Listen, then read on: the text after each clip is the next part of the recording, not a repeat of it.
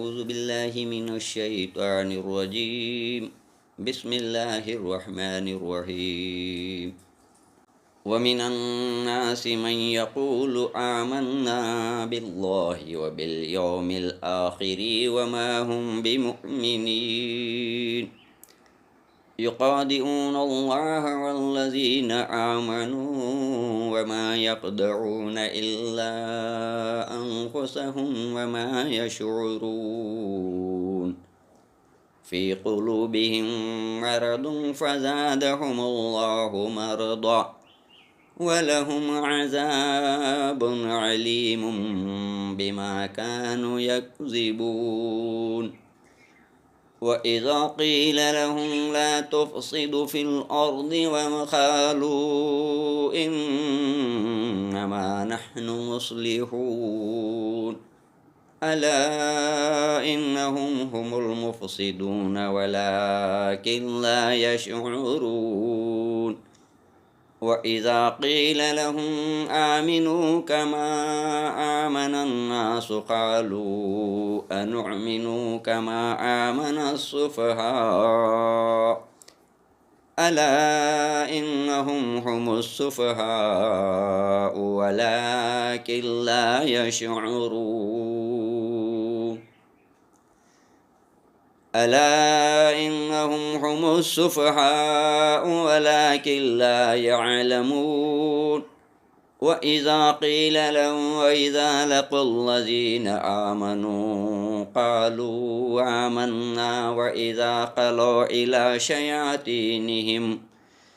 إلى شياطينهم قالوا إنا معكم إنما نحن مستهزئون آمنت بالله صدق اللہ العظیم۔ سورۃ البقرہ آیت نمبر 8 تا 14 جو آپ نے بھی تلاوت کی سنی ہے۔ اب اس تلاوت کلام پاک کی ہر آیت کا ترجمہ اور اس کی تفسیر یوں ہے۔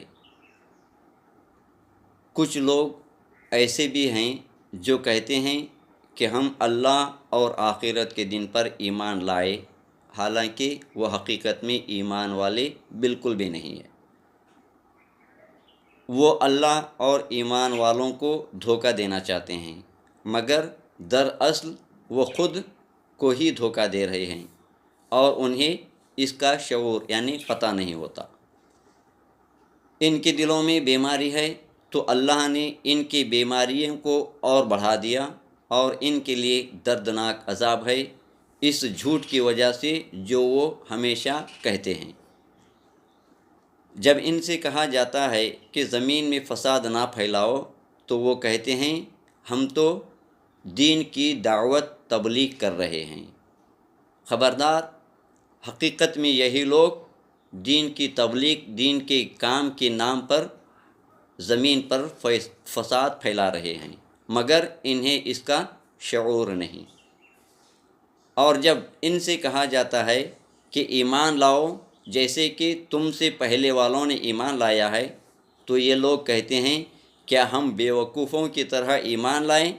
سن لو، یہی لوگ بیوقوف ہیں مگر یہ جانتے نہیں۔ اور جب ایمان والوں سے ملتے ہیں تو کہتے ہیں کہ ہم ایمان لائے، اور جب اپنے شیاطین یعنی کہ کافر دوستوں سے ملتے ہیں تو کہتے ہیں کہ ہم تو تمہارے ساتھ ہیں، بس ہم تو مسلمانوں کے ساتھ مذاق کر رہے تھے۔ یہ اس آیت پاک کا ترجمہ تھا۔ اب مختصر سی تفسیر۔ یہ آیت منافقوں کی علامت بیان کر رہی ہے۔ زبان سے ایمان، دل میں انکار، اسی کو منافقت کہتے ہیں۔ نفاق کی بیماری وہ ہے جو وقت کے ساتھ بڑھتی چلی جاتی ہے۔ منافق فساد کو دین کی دعوت دینا کہتے ہیں۔ مومنوں کو سادہ لوہ کہہ کر حقیر سمجھتے ہیں۔ فائدے کے لیے ہر ایک سے ملی بھگت، ہر ایک سے اٹھنا بیٹھنا، ہر ایک سے ملاقات اور ہر وقت باتیں بدلتے رہتے ہیں ان تماموں کو منافق کہا گیا ہے۔ اس کے فضائل و برکات، یہ آیت کے ذریعے ہمیں یہ پتہ چلتا ہے کہ منافق کون ہے اور مومن کون ہے۔ اس کی پہچان ان آیتوں کے ذریعے اللہ تبارک و تعالی اپنے بندوں کو کروا رہا ہے۔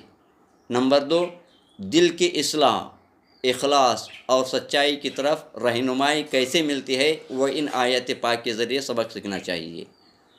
مومن کو پہچان ملتی ہے کہ کن لوگوں سے محتاط رہیں کہ ہمارے ایمان کے لٹیرے کون ہیں۔ سورۃ البقرہ کی تلاوت کے ذریعے شیطان دور ہوتا ہے اور دل میں نور پیدا ہوتا ہے، یہ حدیث پاک سے ثابت ہے۔ خلاصہ پیغام یوں ہے کہ ایمان اس کو نہیں کہتے جو زبان سے ظاہر ہو، بلکہ ایمان اس کو کہتے ہیں جو زبان سے ظاہر ہو، دل میں بھی اس پر عمل ہو۔ یہ دونوں چیزوں کو ملا کر کے ایمان کہا جاتا ہے۔ اس لیے سامعین کرام، اللہ تبارک و تعالی کے اس مقدس کلام پاک کے ذریعے مختصر سا ترجمہ، مختصر سی تفصیل اور مختصر سا اس کا خلاصہ جاننا چاہتے ہیں، جو کہ ہر مسلمان مرد عورت کے لیے ضروری ہے، تو براہ کرم ہمارے اس پیغام کو خود بھی سنیں اور اپنے عزیز و اقارب اور جہاں تک آپ کی پہنچ ہو سکے وہاں تک اس اللہ کے پیغام کو عام کریں۔ اس کے لیے سب سے پہلے ضروری یہ ہوتا ہے کہ ہمارے اس چینل کا نام ہے 6666 القرآن۔ اس چینل کو سبسکرائب کریں اور ساتھ ہی ساتھ قرآن پاک کی انہی ایک ایک آیتوں کی مکمل معلومات، جیسے کہ ہم روز مرہ کی اپنی زندگی میں جس آیت پاک کو پڑھ رہے ہیں، اس آیت پاک میں کتنے حروف، کون کون سے حروف کتنی مرتبہ لکھے گئے ہیں جس کو ہم پڑھ رہے ہیں، اس کی جانکاری اگر آپ جاننا چاہتے ہیں تو اس کے لیے ایک اور ہمارا چینل ہے جس کا نام GM Islamic channel short video. اس کو بھی آپ فالو کریں، اس کو بھی سبسکرائب کریں، تاکہ ان دونوں چینلوں کے ذریعے آپ کو اللہ تبارک و تعالیٰ کے مقدس کلام مجید و برہان رشید کے ہر آیت پاک کی اندر استعمال کیے گئے کون کون سے حروف کتنی مرتبہ قرآن پاک میں لکھے گئے ہیں، اور ان کی حقیقت، ان کا مختصر سا تعارف، ان کا مختصر سا تفسیر اور اس کے فضائل و برکات اور اس کا خلاصہ ان دونوں چینلوں کے ذریعے آپ کو انشاءاللہ العزیز آپ اپنے گھر بیٹھے حاصل کر سکتے ہیں۔ اس کے لیے ہمارے ان دونوں چینلوں کو سبسکرائب کریں اور یہی پیغام آپ اپنے عزیز و اقارب میں پہنچائیں۔ وآخر الدعوانا ان الحمدللہ رب العالمین۔ السلام علیکم۔ ناظرین و سامعین اکرام، ہم اور آپ اپنی روزمرہ زندگی میں نماز، ذکر و اذکار، اعمال و وظائف، تسبیح و تہلیل اور تلاوت قرآن کریم کا اہتمام کرتے ہیں۔ کیا ہم نے کبھی غور کیا ہے کہ قرآن کریم کی تلاوت کے دوران ہر ایک آیت مبارکہ میں کون کون سے حروف ادا ہوتے ہیں اور وہ کتنی مرتبہ ادا کیے جاتے ہیں؟ یقیناً یہ قرآنی فہم اور شعور کی ایک نہایت اہم اور بابرکت جانکاری ہے۔ اگر آپ بھی قرآن کریم کی آیات میں حروف کی ادائیگی، تعداد اور ترتیب کو آسان اور مختصر انداز میں جاننا چاہتے ہیں تو ہمارے GM اسلامک چینل کے شارٹ ویڈیوز سے ضرور جڑیں۔ اس پیغام کو دوسروں تک پہنچائیں تاکہ زیادہ سے زیادہ لوگ قرآن کریم سے گہرا تعلق قائم کر سکیں۔ جزاک اللہ خیر۔